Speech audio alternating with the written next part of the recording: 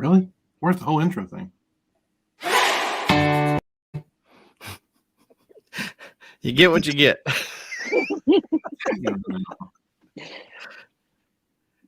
I mean, we're live. Do I talk now? Ladies and gentlemen, boys and girls, live from the Ministry League studios in North Georgia, each week with John the Professor Podine and Paul Superman Sperlin, and with producer Caleb Sampson behind the glass on the Ministry League Network. And on all your other favorite platforms, here with all your ministry talk and the latest in news and sports. It's the John and Paul Show live.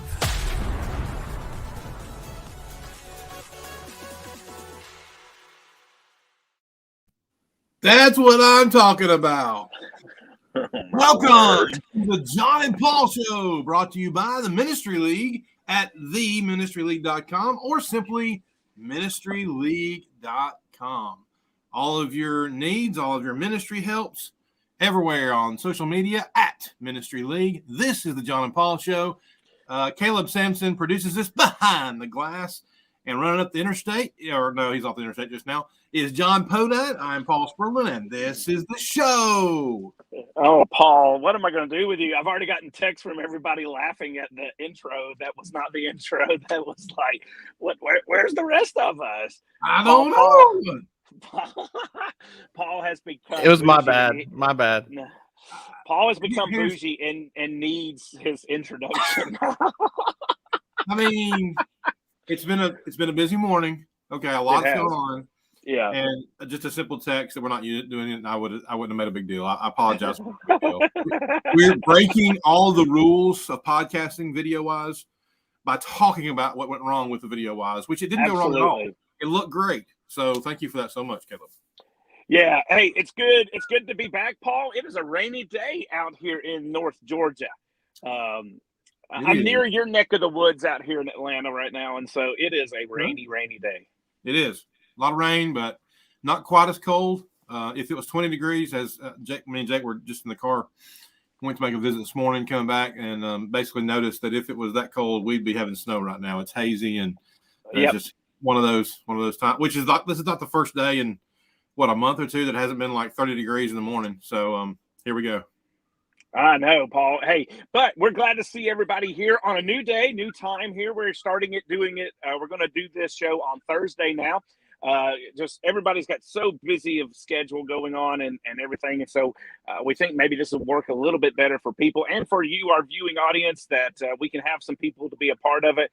And Paul, what's interesting with this one, we're kind of kicking off this week because this kind of starts the church kind of lectureships time of the year with Freed Hardeman coming up and everything going on. Yeah, I mean, you're right. It kicks off all the events that are happening, and between the three of us, I think we'll probably be at most of them. So that's good. Yeah. We're excited about it. But you're right, though. We also wanted to find a time to connect with as many people in ministry, which means people, if you breathe, you're in ministry, to be able to be a part of this stuff, the new format, what we want to share. Yeah, we know it's blasphemy, Brandon. And the great thing, too, is when our show's finished, just roll on over and watch Frodo. It's Crossways podcast too, so we want to continue to compliment and help all those, encourage folks to be encouraged by Ministry League and all of our stuff we have going on. Absolutely, and that's really what we want to try to do, because especially during this time of the year, Paul, we get to our point where there's definitely because we're still going to have a piece of our show where we talk about sports, and I'm sure we'll briefly mention that today, but this is the time of the year where we get into the ministry talk, and that's where the majority of our shows gear towards. So we want to be able to reach out to the people who do this on a daily basis. Yeah, of course. Yeah, of course. Yeah, sometimes your mobile office is happening right there. Absolutely. Thanks to Brother Mike for being with us. That's awesome. Today we are going to start straight in and get right into some ministry stuff. This is something we want to share, and with the whole kickoff is what's happening starting on Sunday, going through, I believe, Thursday. I know for sure Thursday, and then some more stuff the weekend in Henderson, Tennessee, the Freed Hardeman Lectureship. Mm-hmm. Really appreciate Doug Burleson and Matt Cook and all the good folks and great folks up there at Freed that put on the great lectureship there at Freed Hardeman. And I know a lot of folks will be up there. They didn't really have it last year. It was virtual. And so everybody's excited about being back together at that and being a part of that. So we want to mention that their theme is he went about doing good. And so that's what we're talking about up there. The compassion of Christ in Luke, and that study is what they'll be studying for the most part through the week. And then there's also a youth and family side as well at the Gardner Center. So go and check those things out. Go online, download the app. Freed Hardeman has their own app for the lectureship, and a lot of good resources there for that. Yeah, Paul, and I know they're excited about it. I talked to a few people that are up there right now, and they really don't know what to expect as far as how many people are going to be there and everything because of, last year being virtual and coming back here this year. So I know everyone's excited about it, and I know we're excited about it, Paul, because you are a speaker this year, getting to talk about on the youth and family side of things. Am I correct? It's the youth and family side, or is it just the general session? I cannot remember. I can't keep everything together, Paul. You're just all over the place, and Whatever. Everybody wants you. Because you're not. But, Okay. No, I'm not at all. But we're excited that you're going to be a part of it, and that's kind of what we're going to talk about today. Is kind of, I guess, give people a little bit of a preview about what you're going to speak about in our discussion, because it's a very needed topic. Yeah. So first of all, yes, I'm going. I'm able to speak. It's Monday afternoon, 2:30. I believe it's room 101 at the Gardner Center, and so we're looking forward to that. Rhonda, I will probably see you Friday and Saturday. Yeah, hopefully I get to see you Saturday before you leave, Rhonda. Brandon, that is curious. Is there going to be snow up there? I leave tomorrow to head to Henderson. I just need to know if there's going to be snow in Henderson. That's what I need to know. So if anybody's up there, y'all need to tell me. Yeah, we all need to know for anybody that's traveling. And we will communicate it through Ministry League, because I know a lot of folks will be connected to that through social media. But yeah, Brandon, you're right. I remember obviously the snow, which is every other year, and the tornado. I remember when it went through and destroyed Union University. So it was wow, it's a crazy time. But yeah, it'd be good to know those things. But yeah, I'm honored by being asked to teach a session at the Youth and Family part of what they do up there, Youth and Family Summit, there on that side of things. And they gave me a topic, and we kind of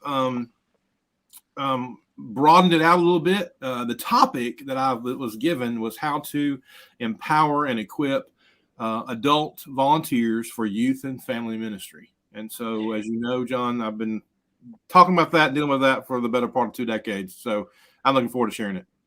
Yes, Paul, you just outed yourself. You just said that you have been doing this for a long time. But the experience is there, John. Well, and you know what's interesting about it, because we've both been doing it for over 2 decades in here. Yep. Wow, yeah, it has been over 2 decades now, between the two and both of us. So we got over 40 years. We're approaching close to 50 years. 2 days late. Happy birthday, John, by the way, everybody. Oh, yeah, thanks. Yeah, it's just a birthday. Speaking of 2 decades. yeah, speaking of that, yes, I'm 25 today. Whoa! No, just kidding. The grace is different. But, youth ministry has evolved over the years. And that's one thing that I think that when you're discussing this and what you're going to be discussing about, that is an area in particular that to me has really evolved, especially in the last decade or so. Back when we started, we wanted, quote, volunteers, but it was on us. I hate to say this was the parents drop the kids off and we'll see you back when you graduate mindset. And that was when we started in youth ministry, but you really did see the uptick with family ministry kicking in at the turn of in the 2000s and the 2010s, and really kicking into that area. And pushing and getting more volunteers involved are key to really being successful in any sort of ministry. Yeah, and some things are new, but a lot of things do remain the same. And so that's kind of what we're going to be discussing today. Is we're not reinventing the wheel here. When it comes to dealing with adult volunteers, especially in youth and family ministry, it's all about encouragement. It's about getting to know your people. And my word. Yeah, that's exactly what it was considered back in the day. Yeah, but I think adult volunteers bringing them in stops the glorified babysitting mentality, and it turns it into a, guess what? This is a part of ministry too. This is a viable, this is your future. This is what's happening. Now, the biggest thing that's always said that bothers me to no end is the whole, especially in prayers, and God bless these old men who pray prayers and pray for our young people. They are the church of tomorrow. I mean, if you've heard it once, you've heard it a billion times, but they're here now. And if we don't train them now and spend time with them now and connect with them now, then why would they want to connect or be with us when they're older and they're in the position to be leaders in the church, which they can be right now. So I think we need to give them those opportunities and respect them for that. Pretty sure Paul mentioned something to Timothy about that. Not disrespecting the youth, that kind of thing. So we want to continue to do that and give other adults opportunities to have a part to play in the kingdom. Well, Paul, I think there's something, and I want to say this here, which is, I hope everybody understands is why we need volunteers even more. I think churches are beginning to recognize this. Do you notice, and you look, even what y'all have at Piedmont Road there, and what other places that you and I have friends with, that there's not, you're getting churches that are hiring multiple men because they're realizing, even smaller churches that may be 100 or 150 or 200, multiple men to do the work because one man or two men can't do it all. Even with the elders, they can't do it all. And so we're recognizing that on an administrative side of things, which says even more, because of how we are, because of our society, because of our culture, because of all the different type of people that make up our churches, we've got to have more people involved to do the Lord's work. It can't just be one or two men doing all of this. We got to have volunteers, and especially when we're talking about youth ministry, to really and adequately mentor and reach the young people. Oh, absolutely. I mean, if we don't reach out to them and connect with them and ask them to be a part of it, we're going to lose people. Right. And so, and this comes in the kind of adults that you pick, the kind of people you want involved. First of all, if a guy comes to a congregation and starts work day one, that's not when you start picking on your volunteers. Right. You need to meet people. You need to greet people. You need to talk to people. Well, that's exactly the point right there, Jackson. 22 deacons in a congregation of 150. You would that was unheard of. Yeah. I mean, years ago.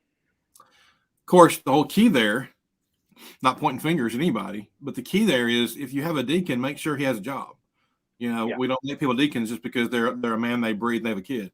So we need to make sure that they have a part to play. But this is different. We're not talking about deacons with this. We're talking about adults. We're talking about men and women that are they deacons? Yes. Are they elders? Maybe. Are they parents? Yeah.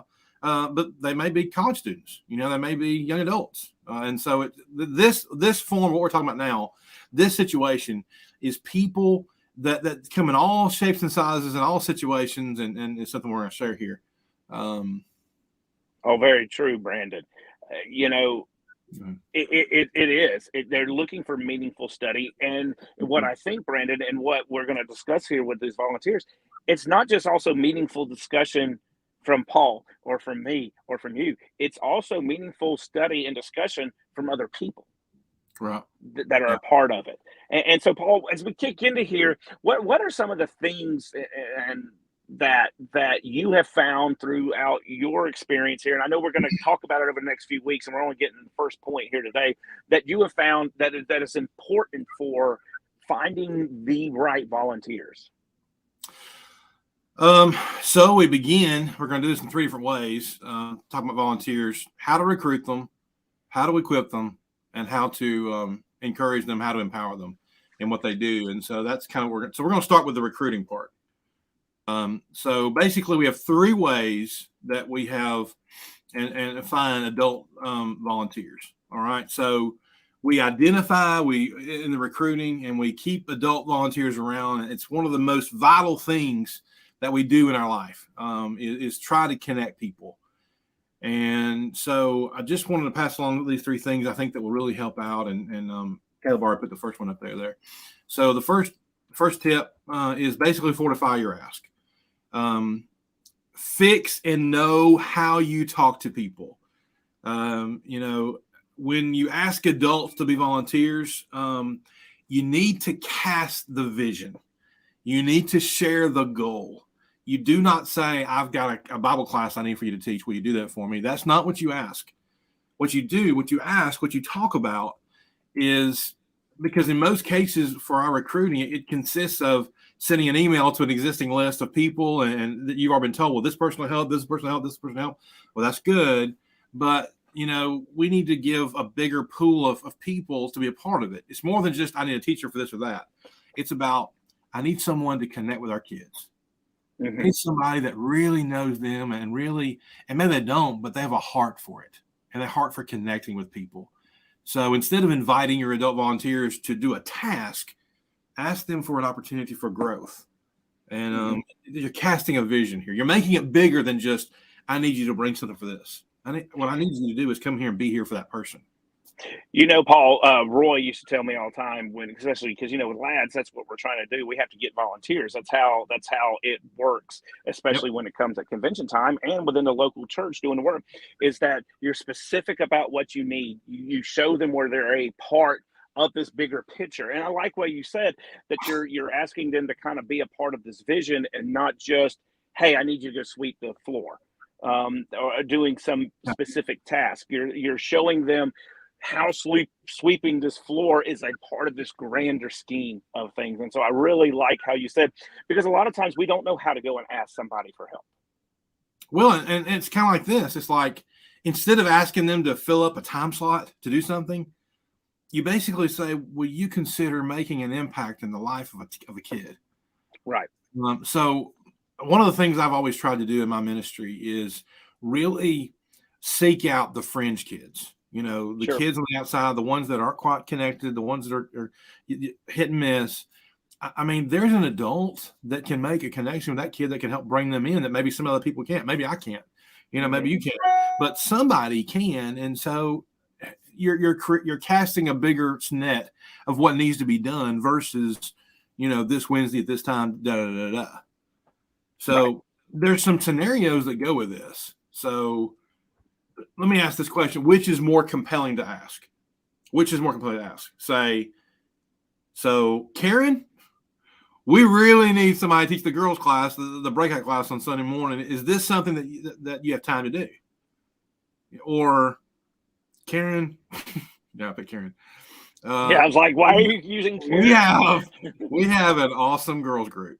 I mean, they're doing so many good things. Or in our case, I'm just going to speak candidly here.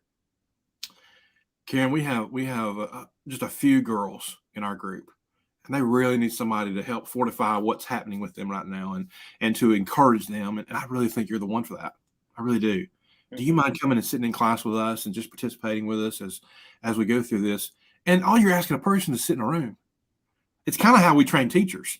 You know, if you'll just come in here and sit in here for class, just sit down and observe and watch and be a part. And, you know, afterwards, we're around, we're talking, you bring them in. It's more than just filling a time slot. It's about making an impact, and maybe the life of one person is still worth it. Well, Paul, you know, I think about what Jesus did, and I think about Peter, or I think James and John, and I think about all these, especially when Jesus is coming to them and he's getting those first disciples and they're fishing. And he makes it deeper, and he says, come, if you follow me, I will make you fishers of men. And so it's something that he's reaching on of getting deeper and showing there's this great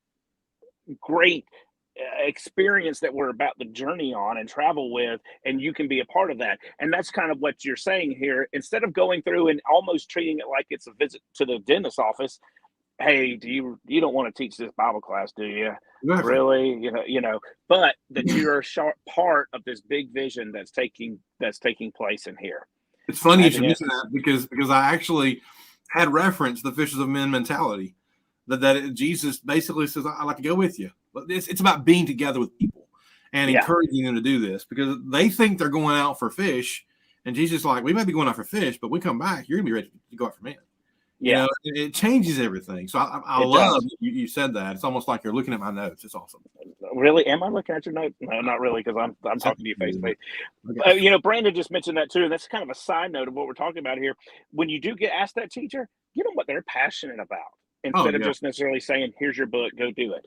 You know, get what they're passionate about, and you will find that it will fortify the whole process even more. And he doesn't say this, but he's jumping ahead. But is he jumping ahead? We're all thinking together on this. I love it. Well, good. Number 2, utilize the zero entry pool mentality. Oh, what is that, Paul? The zero entry pool mentality. Have you ever been to the hotel? Have you ever been to that place, that water park, where it starts off like a foot deep and you slowly move into being a little deeper? 2 to 3 to 4 feet. Some places have deep pools, some don't. But you start in the shallow end and kind of ease them right in. You know, it's kind of like any pool for me, for anybody, mostly guys, that you get. Sometimes you just jump right in to get used to it. Well, sometimes you just want to ease in, and it may be more difficult sometimes that way. But for a lot of folks, when it comes to this situation, that's the way to go. It's like, I don't want to throw you in the deep end immediately. I just want you to be a part of it. Just stick your feet in and let's see where we go from here. Yeah, because, you know, Paul, as you were sitting there discussing it, or explaining this, I was like, I always just jump into the 15-foot deep end and just start swimming. I just jump right into that. Well, John, you and I and most of the guys that are watching this, we fall in that category that's okay. Yeah. But some folks they're not equipped yet. They're not. And that's yes. And Paul, I think what you're mentioning though is a great tip that we need to remember is, you know, a lot of the people who are watching this, they are those jumping mentalities. They're going in the deep, and sometimes people are afraid to do this and to volunteer because they get overwhelmed or they think about it, and to them, they're thinking about the 15-foot deep into the pool, and we're like, no, we just need you to start here at 1 foot. And slowly work your way up. And I think that will help people, because I think that is one of the things that makes people shy away from volunteering, is because of the fear of, I can't do this. I'm not good enough. I'm not strong enough to be able to accomplish this. Yeah, well, that's kind of the purpose of the starting shallow and going down, is because you gradually get used to the temperature. Mm-hmm. Right. So week after week, you get more and more comfortable. And the time does come when you're ready to teach yourself. You're ready to lead this activity yourself, or you're ready to drive the bus yourself. You know, it's just ease into it, and you're going to get there. You cannot throw people who aren't used to it in the deep end. You got to start gradually. Right. And that's kind of what this whole mentality is all about. Absolutely, Paul. Creating intentional small intersections, small opportunities to get them and give them the success they need. Part of this whole thing about leading volunteers and bringing volunteers into youth ministry or any ministry is provide them an opportunity for success. Well, yes, that's exactly what I was about to bring up, is you got those little goals that they can succeed in. We're not asking you to jump deep into it. We want you to win this goal. Win this thing. It may be that you're volunteering. We're getting you to volunteer because we just need you to greet every young person or every person that comes into the building here, into this one room. Small goal, but you can be successful in it, and they can feel like they're a part of the team. Well, it's like, you're not teaching when you first walk in the door. Just sit in the room.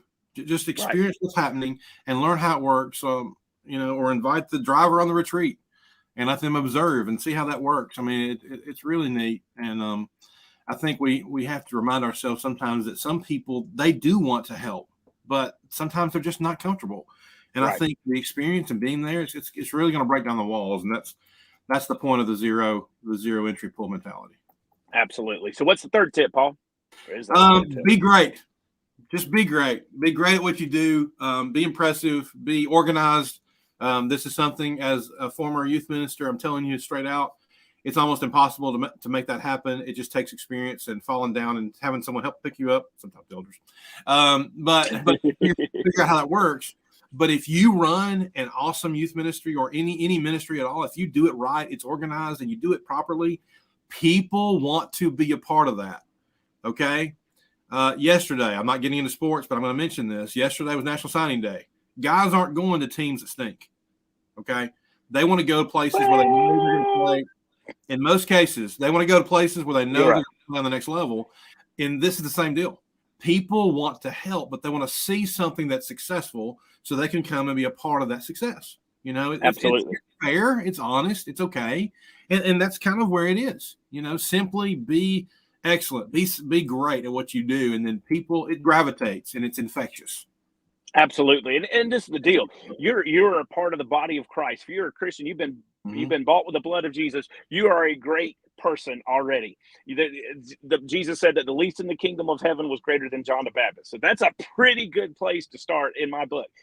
Use that, be great by interacting and being who you are. That's why I love what Brandon had put in there about the class about being passionate. Be passionate about the things that you love. That's where all of us are different. God made us all different. God gave us different personalities. He gave us different talents. We got different purposes. I like that word that you use. And all of us are different, and we all meld into one body. And that's what I love about how God designed the church. Yeah. Now, when you look at this and look at people that attend your congregation, they're all mostly professionals in what they do. Correct. Rarely will you find an adult that just is trying to figure things out. Okay. Mm-hmm. So proficiency, proficiency, this mirror thing is running me off. Proficiency attracts proficient people, and people who are serious about using their lives to make a difference in the lives of others. They're going to look for the areas of ministry where they can be used the best. And so make sure the ministry that you're in charge of, that you lead, whether you're a deacon or a minister or whatever, make sure you're doing it right. So they want to be part of that too. Have a plan. 3 real quick things. Have a plan, work hard, and be organized, and lay it out. Put it on paper. Elderships love paperwork. You cannot give them too much, and they'll appreciate you. You're right. I'm telling you, they'll appreciate you for that, and invest yourself in your students and your ministry. Do not come in and try to be the CEO. You have got to be in the middle there with those kids or with that ministry, and people are going to see that, and people want to be a part of that as well. If I could say it this way, to use a business term, be the entrepreneur. Be an entrepreneur in that youth ministry. Invest in it. If you look at an entrepreneur, yes, it's more than the CEO, Paul. Like you said, I love that. It is a person who invests their time, their effort, their money, whatever it is, into their business. Be that same type of person in the ministry at your church, whether it is youth ministry, whether it is evangelism, whether it is Bible study, whether it is greeting people, whether it's just coming up and making sure those little cups on Sunday morning are picked up, because we're using those COVID cups. That's what I'm calling them now. The little COVID cups and everything like that. Whatever you've got to do, invest your time and your effort and yourself in that work. And I think you're going to find you will have much less of an issue in asking volunteers to help, or asking people to be a volunteer, and watch the people as they start coming to ask you, can I be involved? I mean, you look at congregations, and I'm just going to mention a name. I think it's a simple answer here. Philip Jenkins, I'm sure, doesn't have a whole lot of trouble getting people to ask to help to be a part of what's going on there at Mount Juliet, because he's got it organized. He's got it set, and he knows what he wants. And there's a lot of guys like Philip, a lot of guys that are doing this right. So we've a lot of us have been in this work a long time. And I promise you that this statement is true. Youth workers who are excellent and faithful at their job rarely struggle with finding volunteers. And I think I may have lost John. But that is true, not just for youth ministry, it's true for all ministry. And everyone wants to be on a winning team. And that's what it comes down to. So yes. I want to say that one more time. This statement is a resounding fact. Any ministry leader who is excellent and faithful in their job rarely struggles to find volunteers. So keep that in mind. Do it right. It'll happen. Be great. Be excellent. And this is how we recruit our volunteers. Next Thursday, we're going to talk about how to equip them. And then the following week, we'll go with how to empower them. Now, if you're at Fred Hardeman on Tuesday afternoon, you'll hear all of it. and I'm actually going to provide an outline for you because that's what I do. And then we'll talk more about it in the show following, and come back in if you were there and you heard more about it, be a part of this and be a part of the discussion, just the conversation. Absolutely. Sorry, Paul. Had a spam risk phone call come in right there and messed everything up. No problem. Oh, You didn't miss it. We're good. And everything. Take what Paul's saying. If you're going to be at Freed Hardeman, please go and visit his There's a lot lecture of that he's going to have in there, and I know you'll be blessed by it, and it'll all be great. And you may learn Come by a the little Ministry about League booth. Okay. Oh, Ministry League is having a booth set up there. Okay, so we're good on that. Good deal. Paul didn't know. When we had talked about it, I didn't know if that was something we're definitely going to do or not. So I'm happy about Definitely. Yeah. Definitely stop by the Ministry League booth and find out more about what Ministries League doing. And go ahead, please, everybody. Please go ahead and mark your calendars down for that last weekend in May. We want you to go ahead and start thinking about it right now. Registration will be opening soon. Ministry League experience will take place right where we're at right now in this area here in Atlanta. And so, oh, look, there's old Dale. Dale, are you not on the road? Why are you not on the road yet? I figured he would be heading out already, heading to it. He gets Henderson. out tomorrow, I think. Oh, tomorrow. That's what he said. That's right. So, yeah. And you know, John mentioned, I'm glad he did, the ministry experience. It actually does start that Thursday. correct. So please keep in mind, if you're a ministry leader, you're an adult, please keep in mind that Thursday from 2 to 8, we'll offer dinner for you as well. It's going to be nice. And we're going to have some really good stuff, good things to share on how to be more creative and how to share it and how to connect in your community on a social media wise, and also just internally. And that's Thursday. And then of course you have the youth rally itself. That'll be Friday and Saturday, which also has an adult track, Navigate. There's so many moving parts of this. We'll talk more about that getting closer to it, but I'm glad he mentioned it. Please keep that in mind. That last weekend of May is going to be great. Right. Well, Paul. Well, John, that means it is time to go. Whose birthday is it? 'Cause it's not mine. That was about Happy the most birthday. obnoxious sounding thing I've ever heard all day. Yeah. But happy birthday, John. Glad you had a birthday there. I did. That means I'm still I'll tell you alive. what, man. The big 4-0s never looked so good on you, I tell you. Thank you. I wish I was the big 4-0. Yeah. I've just got to stay young. I refuse to get older. Well, for on that note, for John Podine, I'm Paul Sperlin. Thanks again to Caleb for putting this together. I know he's got places to get, we all got places to go, but appreciate y'all so very much. Hope you enjoy this time. Hope you enjoy this new format, what we're doing here. Tell your friends, share this. We really want to make sure that we help folks in ministry, and above all else, help folks get to heaven. So thank you for watching. Thank you for being part of this. God bless. Have a great day.